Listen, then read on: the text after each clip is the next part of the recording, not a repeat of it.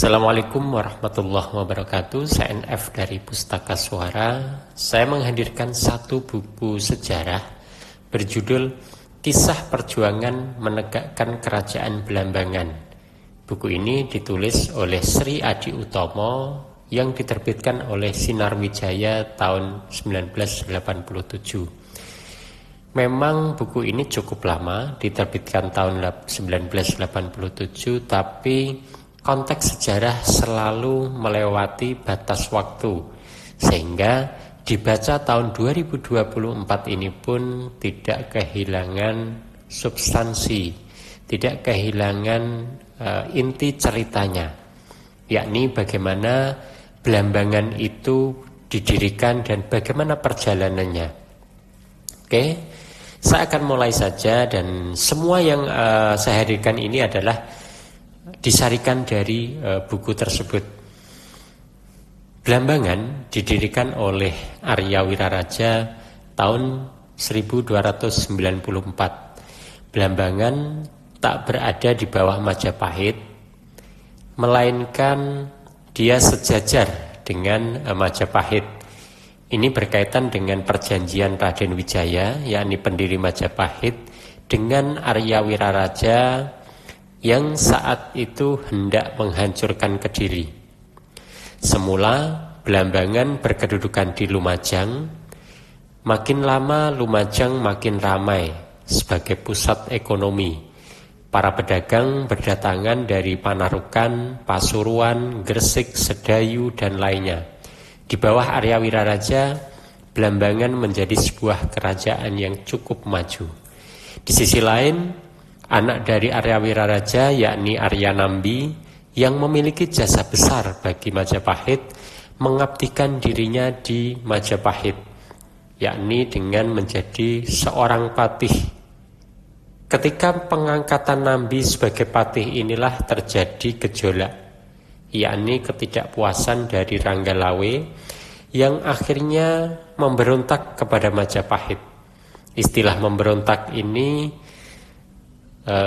diberi tanda kutip karena bagi masyarakat Tuban, apa yang dilakukan oleh Ranggalawe bukanlah pemberontakan terhadap Majapahit, melainkan perjuangan mempertahankan hak. Ketika Arya Wiraraja memimpin kerajaan Belambangan, hubungan dengan Majapahit cukup baik. Kedua kerajaan saling menghormati. Majapahit sendiri diperintah oleh Raden Wijaya yang kemudian bergelar Prabu Kertarejasa Jayawardhana. Ia memerintah Majapahit selama 15 tahun, yakni tahun 1293 hingga 1308. Pada 1308 inilah Raden Wijaya mangkat dan raja digantikan oleh Raden Kalagemet yang kemudian bergelar Prabu Jayanegara. Sedang Arya Wiraraja tetap memerintah di Belambangan. Ketika Majapahit dipimpin Prabu Jayanegara, bibit-bibit peperangan dengan Belambangan sudah mulai terasa.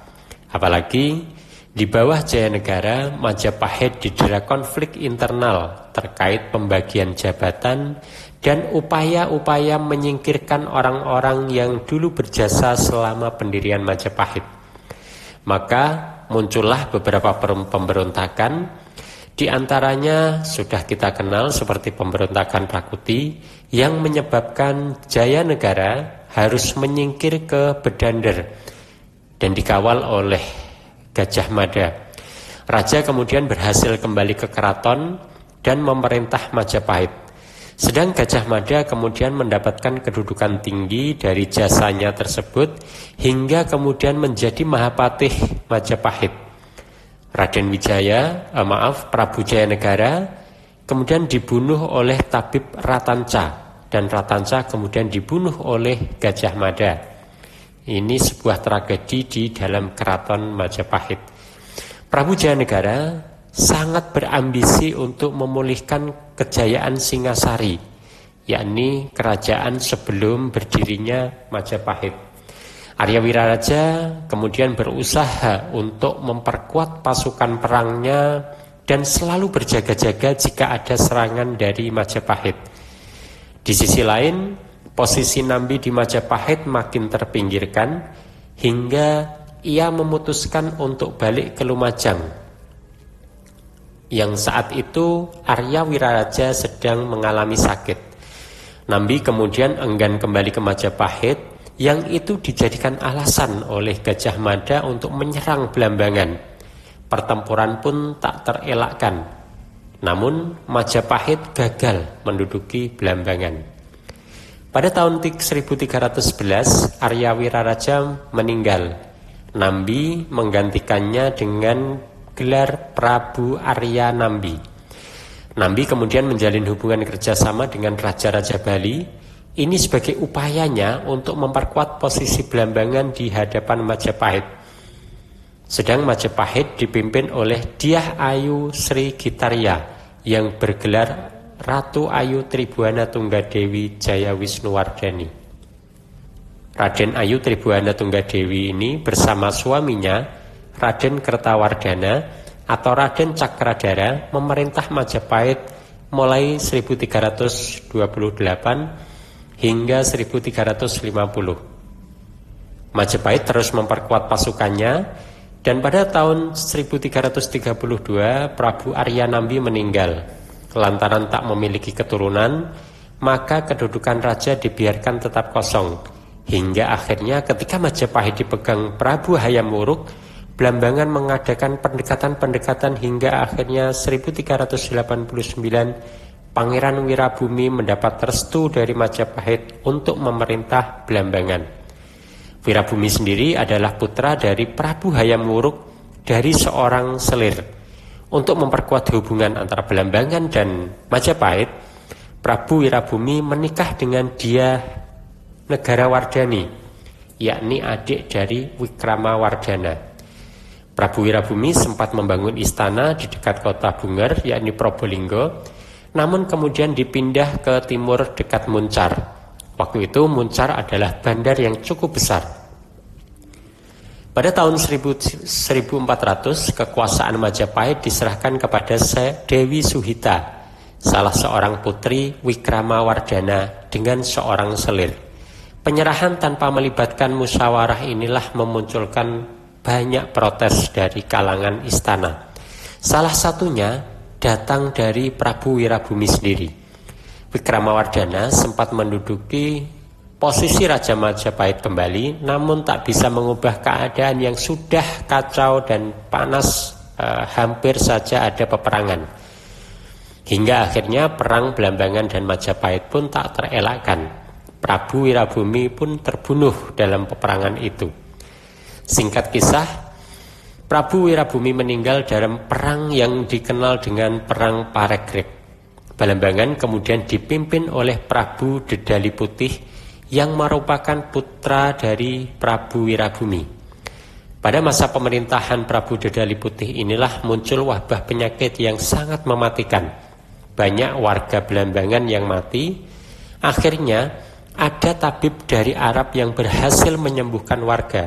Dia dikenal sebagai Sayyid Ishaq bin Ibrahim atau dikenal nama Maulana Ishaq.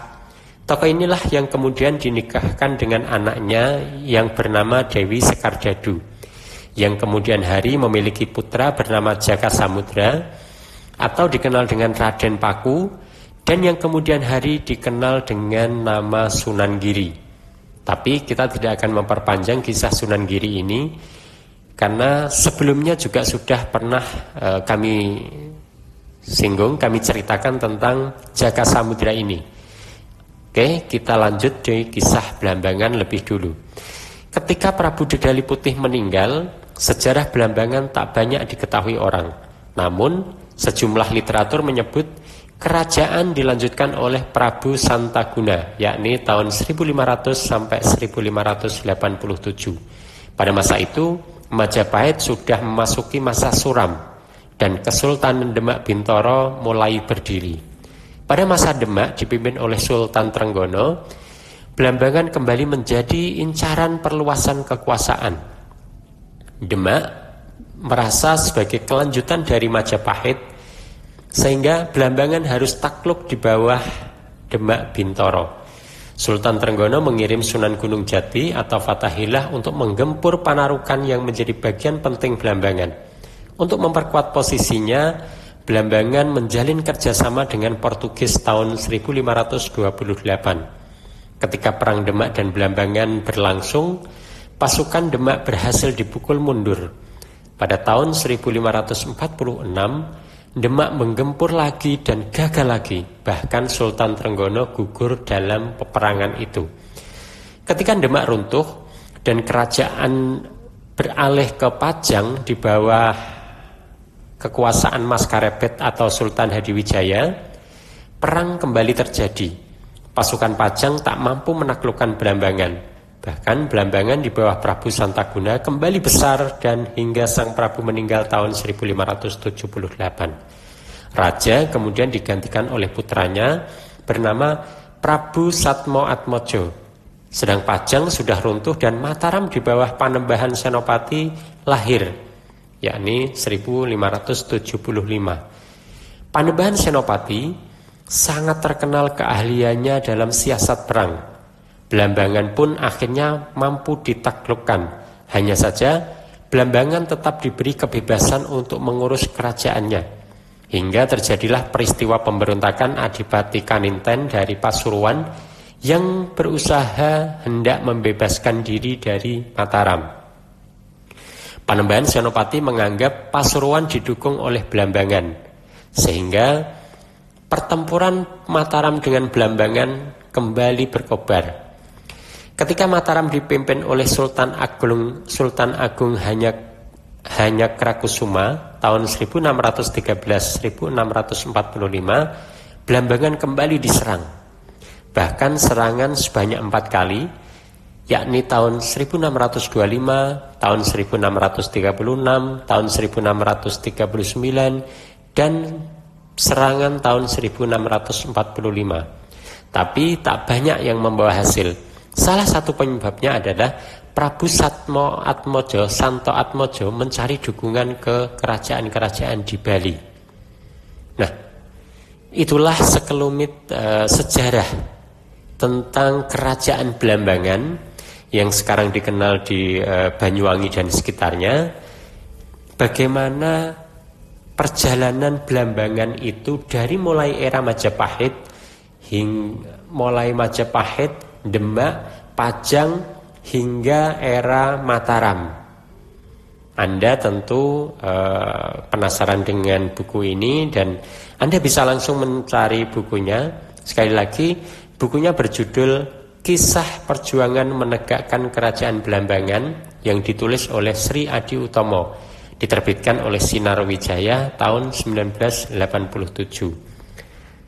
Terima kasih, semoga ada manfaatnya. Assalamualaikum warahmatullahi wabarakatuh.